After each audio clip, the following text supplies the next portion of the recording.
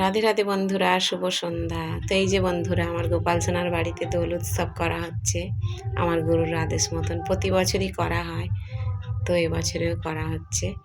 এই যে ওর বাপ আর মেয়েতে মিলে দোল তৈরি করছে সন্ধেবেলা বসে বসে।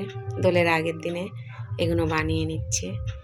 কাগজ, সব রকম কাগজ নিয়ে সুন্দর করে কাঁচিতে কেটে আঠা দিয়ে লাগানো হচ্ছে। আর তারপরেই কিন্তু ওর বাবা দোলটা বানাচ্ছিল। এই দোলের উপরে কিন্তু কাল মহাপ্রভুকে বসানো হবে দোলের দিন সকালবেলা। ছাদের মধ্যেও কিন্তু আমি একটা পতাকা টাঙিয়ে দিয়েছি। আর এই যে দোলের দিনে সকালে মহাপ্রভুকে এই দোলের মধ্যে বসিয়ে দিয়েছি। আর এখানে দেখো কানাই সকাল সকাল দোল খেলা শুরু করে দিয়েছে।